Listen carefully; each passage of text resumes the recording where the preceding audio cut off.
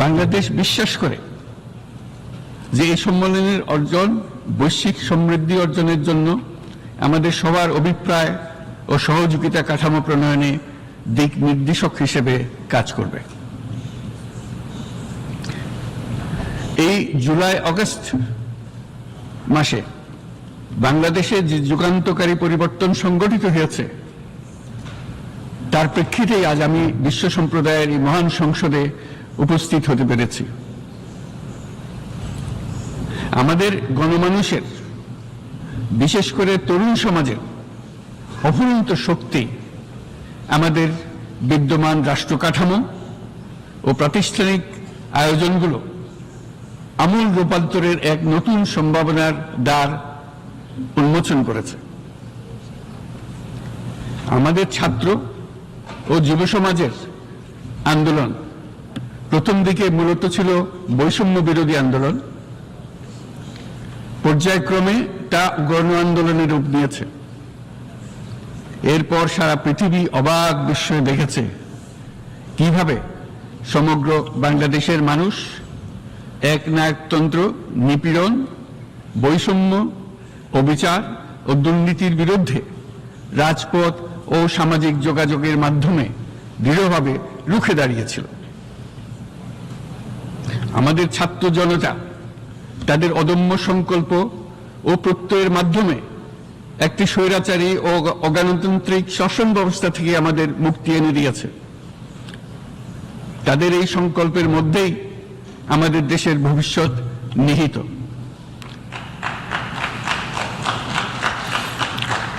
যা এই দেশকে বিশ্ব সম্প্রদায়ের মাঝে একটি দায়িত্বশীল জাতির মর্যাদায় উন্নত করবে বলে আমি বিশ্বাস করি। এই গণ আন্দোলন রাজনৈতিক অধিকার ও উন্নয়নের সুবিধা বঞ্চিত বাংলাদেশের আপামর জনসাধারণকে ঐক্যবদ্ধ করেছে। বাংলাদেশের মানুষ উন্নয়ন কর্মকাণ্ডকে অন্তর্ভুক্তিমূলক অংশীদারিত্ব রূপে দেখতে চেয়েছিল। আমাদের জনগণ একটা ন্যায্য, অন্তর্ভুক্তিমূলক ও কার্যকর গণতন্ত্রের জন্য লড়াই করেছে, যার জন্য আমাদের নতুন প্রজন্ম জীবন উৎসর্গ করেছে। আমাদের এই তরুণীরা যে প্রজ্ঞা, সাহস ও প্রত্যয় দেখিয়েছে তা আমাদের অভিভূত করেছে, সারা বিশ্ববাসীকে অভিভূত করেছে। বন্দুকের গুলি উপেক্ষা করে বুক পেতে দাঁড়িয়ে গিয়েছিল আমাদের এই তরুণরা। অবৈধ রাষ্ট্র ক্ষমতার বিরুদ্ধে প্রবলভাবে সোচ্চার হয়েছিল আমাদের তরুণ তরুণীরা, স্কুল পড়ুয়া কিশোর কিশোরীরা। তারা নিঃসঙ্গ চিত্তে উৎসর্গ করেছিল তাদের জীবন। শত শত মানুষ চিরতরে হারিয়েছে তাদের দৃষ্টিশক্তি। আমাদের মায়েরা, দিনমজুররা ও শহরের অগণিত মানুষ তাদের সন্তানদের কাঁধে কাঁধ মিলিয়ে নেমেছিল রাজপথে। তপ্ত রোদ, বৃষ্টি, মৃত্যু ভয়কে তোয়াক্কা না করে তারা সত্য, ন্যায়সঙ্গত আকাঙ্ক্ষার বিরুদ্ধে দীর্ঘকালব্যাপী রাষ্ট্রযন্ত্রকে পরিচালনা করার অশুভ ষড়যন্ত্রকে পরাভূত করেছিল। জনগণের এই আন্দোলনে আমাদের জানা মতে প্রায় 800-এর বেশি জীবন আমরা হারিয়েছি স্বৈরাচারী শক্তির হাতে। উদারনীতি, বহুত্ববাদ ও ধর্মনিরপেক্ষতার উপর মানুষের গভীর বিশ্বাস থেকেই বাংলাদেশ রাষ্ট্রের অভ্যুদয় হয়েছিল। 1971 সালে যে মূল্যবোধকে বুকে ধারণ করে আমাদের গণমানুষ যুদ্ধ করেছিল, সেই মূল্যবোধকে বহু বছর পরে আবার জেনারেশন জি, যে প্রজন্ম জি, নতুনভাবে আমাদেরকে দেখতে শিখিয়েছে। এরকমটি আমরা দেখেছিলাম 1952 সালের ভাষা আন্দোলনে, বাংলাকে মাতৃভাষা হিসেবে প্রতিষ্ঠার সময়। বাংলাদেশের এই অভ্যুত্থান আগামী দিনগুলোতে বিশ্বের বিভিন্ন প্রান্তে মানুষকে মুক্তি ও ন্যায় বিচারের পক্ষে দাঁড়াতে প্রেরণা যোগাবে। আমাদের মুক্তি ও গণতান্ত্রিক আকাঙ্ক্ষাকে বাস্তবে রূপ দিতে আমি তাই আজ বিশ্ব সম্প্রদায়কে আমাদের নতুন বাংলাদেশের সঙ্গে সম্পৃক্ত হওয়ার উদাত্ত আহ্বান জানাচ্ছি। মাননীয় সভাপতি, যে রাষ্ট্র কাঠামো দুঃসহ হয়ে গেছে তার পুনর্গঠনের জন্য আমাদের তরুণরা, দেশের আপামর জনসাধারণ একমত হয়ে আমার এবং আমার উপদেষ্টা পরিষদের উপর আস্থা রেখে সরকার পরিচালনার এক মহান দায়িত্ব আমাদের উপর ন্যস্ত করেছে।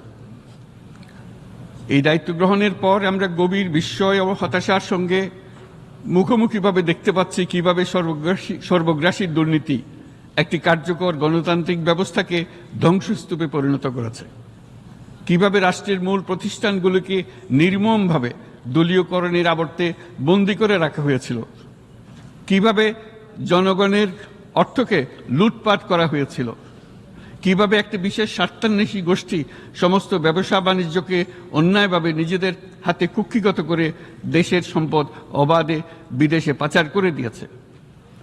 এক কথায় কিভাবে প্রত্যেকটি পর্যায়ে ন্যায়, নীতি ও নৈতিকতা অদৃশ্য হয়ে গিয়েছিল। এরকম এক অবস্থার দেশকে পুনর্গঠন এবং জনগণের কাঙ্ক্ষিত রাষ্ট্র ব্যবস্থা প্রতিষ্ঠিত করার জন্য আমাদের উপর দায়িত্ব প্রদান করা হয়েছে। অতীতের ভুলগুলোকে সংশোধন করে একটা প্রতিযোগিতামূলক ও শক্তিশালী অর্থনীতি এবং ন্যায়ভিত্তিক সমাজ ব্যবস্থা গড়ে তোলায় এই মুহূর্তে আমাদের মূল লক্ষ্য। বর্তমান পরিবর্তিত পরিস্থিতিতে সকল রাজনৈতিক দল এখন স্বাধীনভাবে তাদের মতামত প্রকাশ করতে পারছে। যে সব ব্যক্তি বা প্রতিষ্ঠান রাষ্ট্রীয় কাজ ও সিদ্ধান্ত গ্রহণ করার প্রক্রিয়ায় সম্পৃক্ত, তাদের প্রত্যেকের জবাবদিহিতা নিশ্চিত করাই আমাদের অগ্রাধিকার। আমরা মানুষের মৌলিক অধিকারকে সমুন্নত ও সুরক্ষিত রাখতে দৃঢ়প্রতিজ্ঞ। আমাদের দেশের মানুষ মুক্তভাবে কথা বলবে, ভয়ভীতি ছাড়া সমাবেশ করবে, তাদের পছন্দের ব্যক্তিকে ভোট দিয়ে নির্বাচিত করবে, এটাই জাতির আকাঙ্ক্ষা এবং এটাই আমাদের লক্ষ্য। বিচার বিভাগের স্বাধীনতা সংরক্ষণ ও সাইবার ডোমেইন সহ গণমাধ্যমের স্বাধীনতা সুসংহতকরণে আমরা প্রতিজ্ঞাবদ্ধ। আমাদের একজন কৃষক বা একজন শ্রমিকের সন্তানও যেন সমাজের সর্বোচ্চ শিখরে পৌঁছতে পারে, সেই লক্ষ্যে বিশালকার অবকাঠামো নির্মাণের বদলে স্বাস্থ্য ও শিক্ষা খাতে বরাদ্দ বৃদ্ধির আমরা গুরুত্ব আরোপ করছি।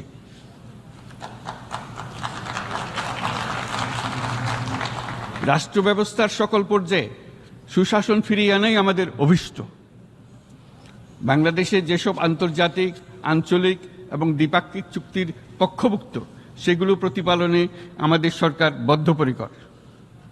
জাতিসংঘ সহ বহুপাক্ষিক বিশ্ব কাঠামোতে বাংলাদেশের সক্রিয় অংশগ্রহণ ও অবদান অব্যাহত থাকবে। পারস্পরিক শ্রদ্ধাবোধ, মর্যাদা ও স্বার্থরক্ষণের ভিত্তিতে বাংলাদেশ বিশ্বের সকল রাষ্ট্রের সাথে বন্ধুত্বপূর্ণ সম্পর্ক বজায় রাখবে। মাননীয় সভাপতি, গত 7 সপ্তাহের মধ্যে আমাদের সরকার বিভিন্ন গুরুত্বপূর্ণ পদক্ষেপ গ্রহণ করেছে। আমাদের অনুরোধে সাড়া দিয়ে জাতিসংঘের মানবাধিকার বিষয়ক হাই কমিশনার বাংলাদেশের গণ আন্দোলনকালে সংগঠিত মানবাধিকার লঙ্ঘনের বিষয়ে বিস্তৃত অনুসন্ধান এবং এইসব বিষয়ে ঘটনার পুনরাবৃত্তি রোধে পরামর্শ প্রদানের জন্য একটা ফ্যাক্ট ফাইন্ডিং কমিশন গঠন এবং তার কাজ শুরু করার জন্য দ্রুত বাংলাদেশে পাঠিয়ে দিয়েছে। আমি তাকে বাংলাদেশের পক্ষ থেকে অশেষ ধন্যবাদ জানাচ্ছি। দায়িত্বভার গ্রহণের 2 সপ্তাহের মধ্যে আমরা গুম প্রতিরোধে যে আন্তর্জাতিক কনভেনশন রয়েছে তাতে যোগদান করেছি।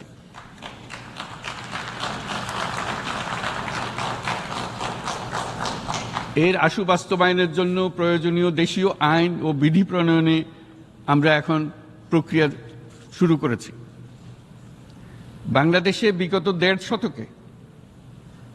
বাংলাদেশে গত 1.5 দশকে যে সমস্ত গুমের অভিযোগ রয়েছে সেগুলো তদন্ত করার জন্য একটি তদন্ত কমিশন এই মুহূর্তে কর্মরত আছে। মানুষের আস্থা, আত্মবিশ্বাস ফিরিয়ে আনতে এবং নির্মম অতীত যেন আর ফিরে না আসে কোনোদিন, সেই জন্য আমরা কিছু সুনির্দিষ্ট খাতে সংস্কারকে অগ্রাধিকার দিয়েছি। সেই লক্ষ্যে আমরা বিদ্যমান নির্বাচন ব্যবস্থা, সংবিধান, বিচার ব্যবস্থা, জনপ্রশাসন, আইন শৃঙ্খলা ব্যবস্থা সংস্কারের জন্য স্বাধীন কমিশন গঠন করেছি। সংবাদপত্র ও গণমাধ্যমের সংস্কারের জন্যও পৃথক কমিশন সহ আরও কয়েকটি বিশেষ বিষয়ে কমিশন গঠন প্রক্রিয়াধীন রয়েছে। ব্যবসা বাণিজ্যে অনুকূল পরিবেশ সৃষ্টির লক্ষ্যে আমরা ব্যাংক ও আর্থিক খাতের ব্যাপক সংস্কারের উদ্যোগ গ্রহণ করেছি। কোনো বিদেশি ব্যবসা বা বিনিয়োগ যেন ক্ষতিগ্রস্ত না হয় তা নিশ্চিত করতে আমরা বদ্ধপরিকর। এইসব সংস্কার যেন টেকসই হয়, দীর্ঘমেয়াদে নিশ্চিত করতে এবং অবাধ ও নিরপেক্ষ অংশগ্রহণমূলক নির্বাচনের জন্য উপযোগী পরিবেশ সৃষ্টি করতে আমরা কাজ করে যাচ্ছি। গণতন্ত্র, আইনের শাসন, সমতা, সমৃদ্ধি অর্জনের মাধ্যমে একটি ন্যায়ভিত্তিক সমাজ হিসেবে আত্মপ্রকাশের অভিপ্রায় বাস্তবায়নে আমি বাংলাদেশের প্রতি আন্তর্জাতিক সম্প্রদায়ের সমর্থন ও গভীরতর সম্পর্ক গঠন করার জন্য আহ্বান জানাচ্ছি।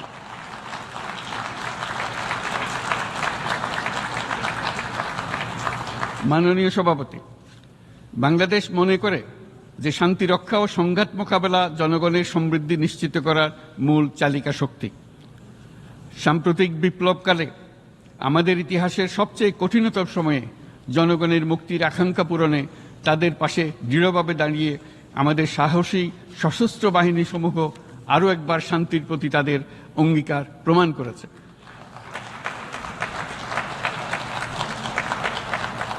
এটা সম্ভব হয়েছে শান্তি রক্ষায় আমাদের অঙ্গীকারের কেন্দ্রবিন্দুতে মানবাধিকারকে স্থান দেওয়ার ফলে। জাতিসংঘের পিস বিল্ডিং কমিশনের সূচনা লগ্ন থেকেই শান্তি রক্ষার মতো শান্তি বিনির্মাণেও বাংলাদেশ সমান অঙ্গীকার ব্যক্ত করে এসছে। আমাদের দিনগুলোতে আমরা জাতিসংঘের শান্তি রক্ষা কার্যক্রমে আমাদের মূল্যবোধ ভিত্তিক অবদানের ধারাবাহিকতা রক্ষা, সমুন্নত ও প্রসারিত করতে বদ্ধপরিকর। জাতিসংঘের শান্তিরক্ষা কার্যক্রমে অবদানকারী তৃতীয় বৃহত্তম রাষ্ট্র হিসেবে বাংলাদেশ এখন পর্যন্ত ৪৩টি দেশে ৬৩টি মিশনে শান্তিরক্ষী প্রেরণ করেছে।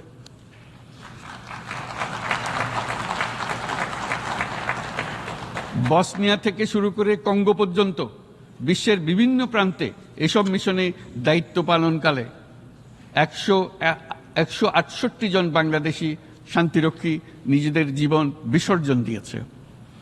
আমরা আশা করি যে কোনো অবস্থায় নানা প্রতিকূলতা সত্ত্বেও জাতিসংঘের ভবিষ্যৎ শান্তিরক্ষী কার্যক্রমগুলোতে বাংলাদেশের প্রতিরক্ষা বাহিনীর সদস্যরা একইভাবে অবদান রাখার সুযোগ পাবে।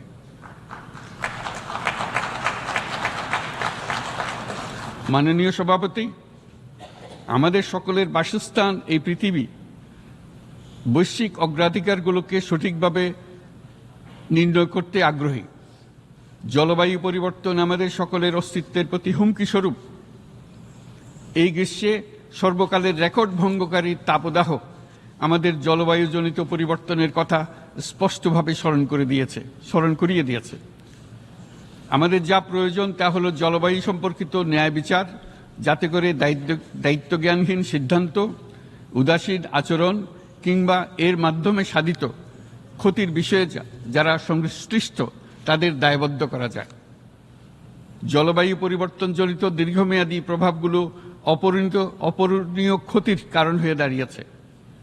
আমরা জীব বৈচিত্র্য হারিয়ে ফেলছি, প্যাথোজেনের পরিবর্তনের ফলে নতুন রোগ বাড়ছে, কৃষিক্ষেত্রে চাপ বাড়ছে ক্রমাগতভাবে, পানি সম্পদ ঝুঁকিতে ফেলছে আমাদের বাসযোগ্যতাকে, সমুদ্র পৃষ্ঠের উচ্চতা বৃদ্ধি এবং লবণাক্ততা আমাদের ক্ষতি করছে প্রতিনিয়ত। ঘূর্ণিঝড়ের সংখ্যা ও মাত্রা বৃদ্ধির কারণে যেই ক্ষতি হচ্ছে তাকে উপেক্ষা করার সুযোগ নেই। ক্ষুদ্র কৃষক, প্রান্তিক পর্যায়ে জীবিকা অন্বেষণকারীরা জলবায়ু পরিবর্তনজনিত ঝুঁকির মুখোমুখি হচ্ছে সবচেয়ে বেশি। আমি আজ এই বিশ্ব সভায় যখন কথা বলছি তখন বাংলাদেশের পূর্বাঞ্চলে ৫০ লাখেরও অধিক মানুষ তাদের জীবদ্দশায় হওয়া সবচেয়ে ভয়াবহ বন্যা মোকাবেলা করে যাচ্ছে। মহাসচিব গুতেরেস আমাদেরকে দেখিয়েছেন যে বিদ্যমান পরিক্রমা অব্যাহত থাকলে বিশ্বের গড় তাপমাত্রা ২.৭ ডিগ্রি সেলসিয়াস বৃদ্ধির দিকে অগ্রসর হতে থাকবে।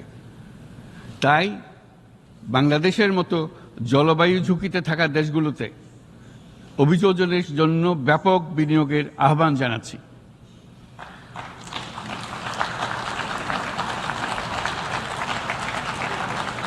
এছাড়াও উদ্ভাবনী শক্তির প্রয়োগ, অতিরিক্ত অর্থায়নের মাধ্যমে লস অ্যান্ড ড্যামেজ ফান্ডকে কার্যকর করা আমাদের জন্য অত্যন্ত গুরুত্বপূর্ণ। একইভাবে আমাদের প্রয়োজন প্রযুক্তির সহজলভ্যতা, সক্ষমতা বৃদ্ধি। নির্দিষ্ট করে বললে আমাদের দরকার জীবন রক্ষাকারী প্রযুক্তি, বিশেষত কৃষি, পানি এবং জনস্বাস্থ্য খাতে, যেখানে ক্ষুদ্র ক্ষুদ্র উদ্ভাবন এবং সমাধানসমূহ ঝুঁকিতে থাকা জনগোষ্ঠীকে রক্ষা করতে পারে। জলবায়ু সংকটের মোকাবেলা এবং বৈশ্বিক অর্থনীতি সুসংহতকরণে আমাদের যুগপৎভাবে কাজ করতে হবে। বিশ্ব সম্প্রদায় এখন কার্বন মুক্ত পৃথিবী গড়ে তুলতে মনোযোগী হচ্ছে। বিশ্বের অধিকাংশ মানুষকে এই ধরনের পরিবর্তনের সুফলভোগী করতে হলে নেট জিরো পৃথিবীর দিকে আমাদেরকে অগ্রসর হতে হবে। বাংলাদেশের মতো দেশগুলোকে সাথে নিয়ে যেতে হবে। তা না হলে পারস্পরিক দায়িত্ববোধের মাধ্যমে পারস্পরিক সমৃদ্ধি অর্জনে আমাদের সার্বজনীন অঙ্গীকার পূরণে পিছিয়ে পড়ব আমরা। এই ক্ষেত্রে আমি বিশ্বাস করি সমগ্র বিশ্ব একসাথে ৩-০ লক্ষ্য অর্জনের ধারণা বিবেচনা করে দেখতে পারে, যার মাধ্যমে আমরা শূন্য দারিদ্র, শূন্য বেকারত্ব এবং শূন্য নেট কার্বন নিঃসরণ অর্জন করতে পারি। যেখানে পৃথিবীর প্রতিটি তরুণ তরুণী চাকরি প্রার্থী না হয়ে বরং উদ্যোক্তা হিসেবে নিজেকে প্রতিষ্ঠিত করার সুযোগ পাবে। তারা যেন এই সম্পদের সীমাবদ্ধতা সত্ত্বেও নিজ নিজ সৃজনশীলতার বিকাশ করতে পারে, যেখানে একটি ব্যবসায়িক উদ্যোগ সামাজিক সুফল, অর্থনৈতিক মুনাফা এবং প্রকৃতির প্রতি দায়িত্বশীলতার মধ্যে একটি চমৎকার ভারসাম্য আনতে পারে, যেখানে সামাজিক ব্যবসার মাধ্যমে যে কোনো ব্যক্তি ভোগবাদী জীবনধারা থেকে উত্তরণ করে সামাজিক ও অর্থনৈতিক পরিবর্তনের সৃজনশীল শক্তি হিসেবে নিজেকে প্রতিষ্ঠিত করতে পারে।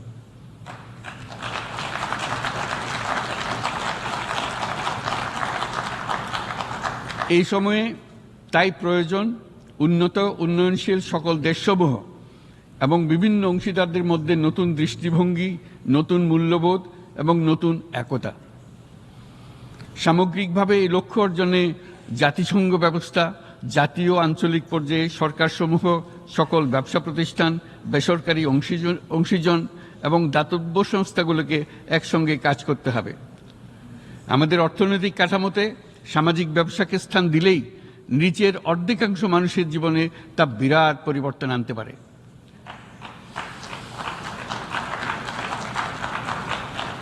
এই পদক্ষেপ একই সঙ্গে জলবায়ুর ধ্বংসাত্মক গতিকে সফলভাবে রোধ করতে পারে এবং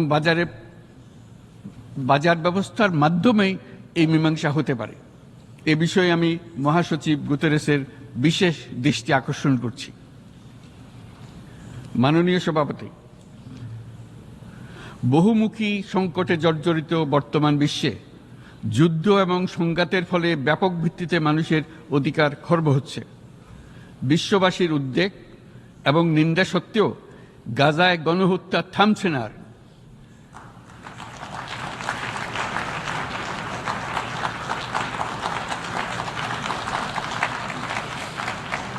ফিলিস্তিনের মতো বিদ্যমান বাস্তবতা কেবল আরব কিংবা মুসলমানদের জন্যই উদ্বেগজনক নয়, বরং তা সমগ্র মানব জাতির জন্যই উদ্বেগের বিষয়।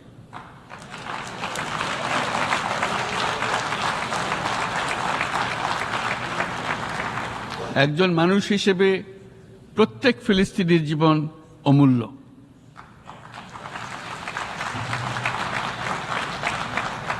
ফিলিস্তিনের জনগণের বিরুদ্ধে যে মানবতা বিরোধী অপরাধ হচ্ছে তার জন্য সংশ্লিষ্ট সকলকে দায়বদ্ধ করতে হবে।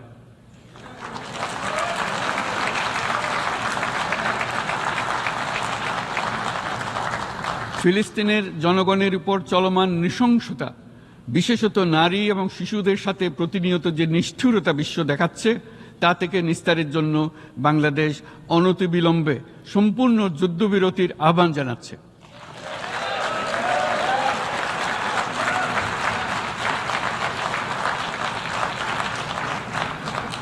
দ্বিরাষ্ট্রভিত্তিক সমাধানেই মধ্যপ্রাচ্যে টেকসই শান্তি আনতে পারবে। তাই জাতিসংঘ সহ আন্তর্জাতিক সম্প্রদায়ের সকলকে এর বাস্তবায়নের জন্য এখনই উদ্যোগ নিতে আহ্বান জানাচ্ছি।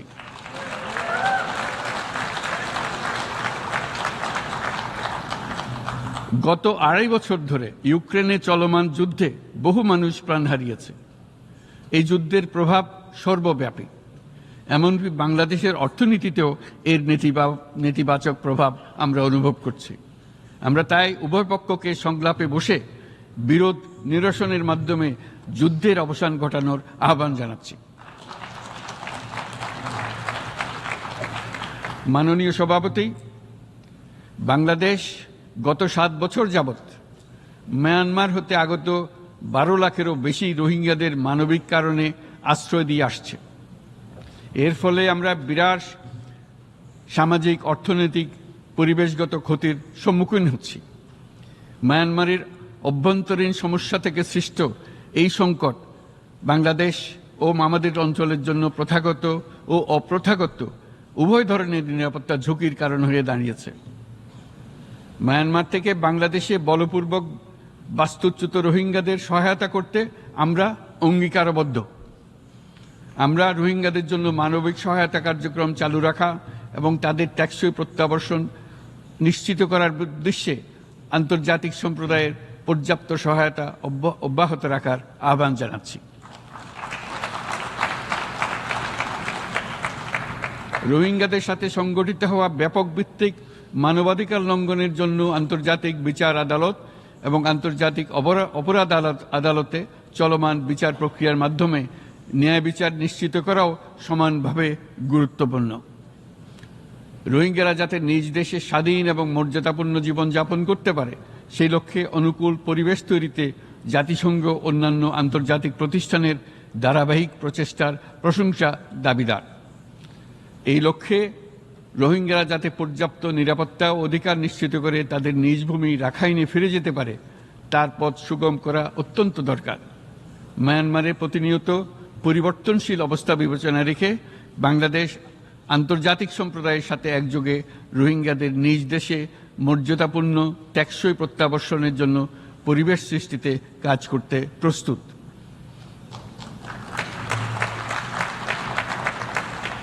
মাননীয় সভাপতি, রাজনৈতিক মুক্তি এবং সামাজিক অর্থনৈতিক জাগরণ ব্যতীত শান্তি ও নিরাপত্তা নিশ্চিতে সাফল্য অর্জন করা সম্ভব নয়। প্রায় 1 দশক পূর্বে বিশ্ব সম্প্রদায় সর্বসম্মতক্রমে এজেন্ডা 2030 প্রণয়ন করেছিল।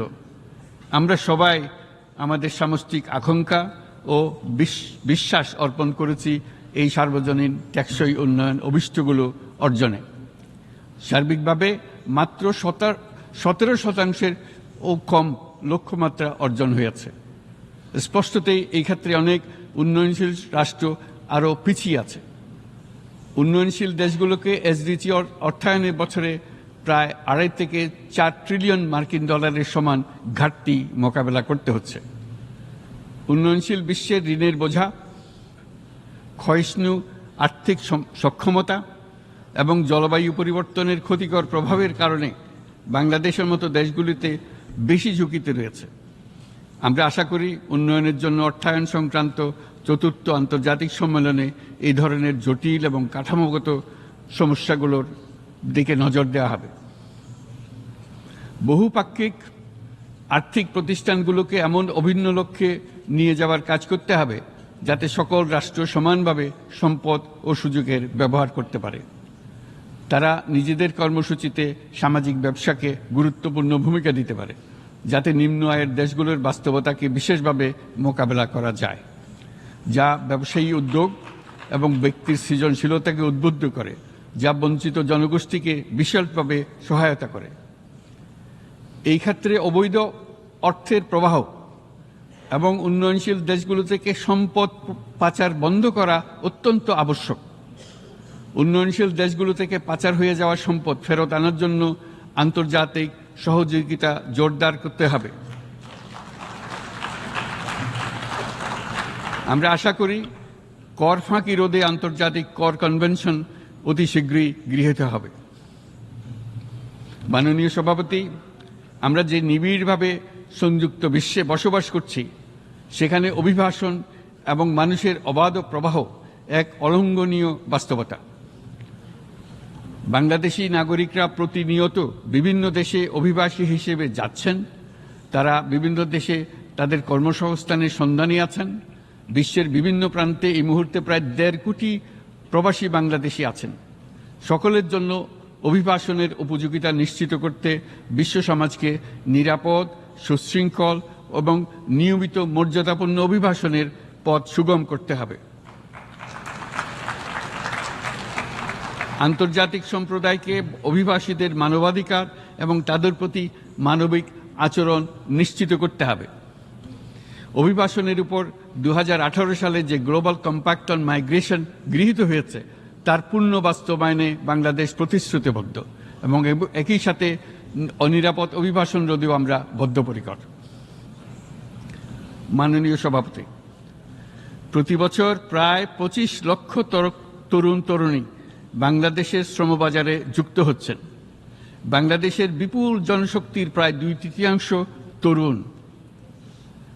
এই জনশক্তিকে বর্তমান ও আগামীর জন্য গড়ে তোলা বাংলাদেশের জন্য একটা বড় চ্যালেঞ্জ। ক্রমপরিবর্তনশীল কর্মজগতে একজন তরুণকে প্রতিনিয়ত নতুন দক্ষতা অর্জন করতে হয়। এই কর্মপরিবেশের সাথে মানিয়ে নেওয়া শিখতে হয়। এই জন্য বাংলাদেশ যখন মধ্যম আয়ের দেশ হিসেবে উন্নতি হচ্ছে, তখন আমরা শিক্ষা এবং প্রযুক্তিগত সহায়তা লাভের উপর বিশেষ জোর দিচ্ছি। এবার কৃত্রিম বুদ্ধিমত্তার বিষয়ে আসি। কৃত্রিম বুদ্ধিমত্তার অভাবনীয় বিকাশ এবং এর বহুমাত্রিক প্রয়োগে বাংলাদেশ বিশেষভাবে আগ্রহী। আমাদের তরুণ সমাজ জেনারেটিভ আর্টিফিশিয়াল ইন্টেলিজেন্সের সম্ভাবনা নিয়ে উচ্ছ্বসিত। একজন বিশ্ব নাগরিক হিসেবে তারাও চায় নতুন পৃথিবীতে নিয়োজিত হতে, কর্মক্ষম হিসেবে নিজেকে গড়ে তুলতে। বাংলাদেশের মতো বৃহৎ তরুণ জনগোষ্ঠীর দেশ যাতে কৃত্রিম বুদ্ধিমত্তার প্রয়োগজনিত অর্জিত সুফল থেকে পিছিয়ে না পড়ে, বিশ্ব সম্প্রদায়কে তা নিশ্চিত করতে হবে। একই সঙ্গে নিশ্চিত করতে হবে যেন কৃত্রিম বুদ্ধিমত্তার কারণে কর্মক্ষেত্রে মানুষের চাহিদা ক্রমাগতভাবে সংকুচিত হয়ে না যায়। এই প্রসঙ্গে আমি উল্লেখ করি যে আমরা ভিন্ন একটা ইন্টেলিজেন্স, অটোনোমাস ইন্টেলিজেন্স, অর্থাৎ যে কৃত্রিম বুদ্ধিমত্তা নিজেই নিজের কৃত্রিম বুদ্ধিমত্তাকে সম্প্রসারিত করতে পারে মানুষের কোনো হস্তক্ষেপ ছাড়াই, তার ব্যাপারে আমরা বৈজ্ঞানিকদের দৃষ্টি আকর্ষণ করতে চাই। তারা যেন এই ক্ষেত্রে অগ্রসর হওয়ার আগে মানুষের উপরের প্রভাব সম্বন্ধে নিশ্চিত হয়ে অগ্রসর হন। আমাদের ধারণা, অটোনোমাস ইন্টেলিজেন্স মানুষের অস্তিত্বকে বিপন্ন করে তুলতে পারে। কাজে এই ব্যাপারে আমাদের সম্পূর্ণ সজাগ থাকতে হবে। মাননীয় সভাপতি, আমাদের আসলে দরকার নতুন ধরনের সহযোগিতা কাঠামো, যেখানে বৈশ্বিক ব্যবসা ও জ্ঞানের অধিকারী গোষ্ঠী মানুষের চাহিদাগুলোকে যথাযথভাবে অনুধাবন করবে। আন্তর্জাতিক সহযোগিতার মাধ্যমে উন্নয়নশীল দেশগুলোর জন্য এমন একটি রূপান্তরকারী ব্যবস্থা তৈরি করতে হবে যা কর্মসংস্থান, আর্থসামাজিক প্রতিকূলতা বা জীবিকার জন্য যুৎসয় সমাধান নিশ্চিত করবে। মাননীয় সভাপতি, আমাদের প্রচেষ্টা, সক্ষমতা এবং সম্পদ একত্রীকরণের মাধ্যমে সকলের সামর্থ্য, উদ্ভাবনী শক্তি এবং সমৃদ্ধিকে কাজে লাগাতে হবে। আর্থসামাজিক উন্নয়ন এবং জলবায়ু সহনশীলতা নিয়ে আমরা প্রতিনিয়ত যে প্রতিকূলতার সম্মুখীন হচ্ছি, সম্মিলিত উদ্যোগের মাধ্যমে তার মোকাবেলা করতে হবে। বৈশ্বিক দক্ষিণের দেশগুলোকে অনন্য অর্থনৈতিক এবং সামাজিক প্রেক্ষাপটে দক্ষিণ দক্ষিণ এবং ত্রিভুজীয় সহযোগিতা এই ক্ষেত্রে বিশেষভাবে সহায়ক হতে পারে বলে আমি মনে করি।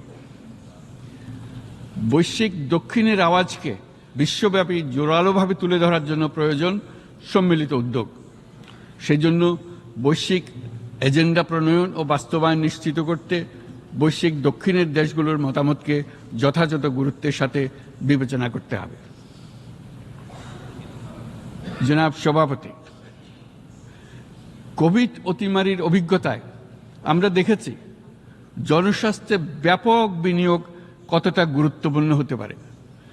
বিশ্ব স্বাস্থ্য সংস্থায় বৈশ্বিক অতিমারি চুক্তির চলমান আলোচনায় বাংলাদেশ নেতৃত্ব প্রদান করে চলেছে। আমরা চাই কার্যকর আন্তর্জাতিক সহযোগিতা, জনস্বাস্থ্য ব্যবস্থায় অর্থায়ন, প্রযুক্তি হস্তান্তর, গবেষণা ও উন্নয়ন, ভ্যাকসিন থেরাপিউটিক্সের উৎপাদন বহুমুখীকরণ এবং সকল ভ্যাকসিনকে মেধাস্বত্ব অধিকার মুক্ত ঘোষণা করার ব্যাপারে ঐক্যমত্য গঠন। অসংক্রামক রোগসমূহের বিরুদ্ধে লড়াইয়ে এই বিষয়গুলি অত্যন্ত গুরুত্বপূর্ণ। জনাব সভাপতি,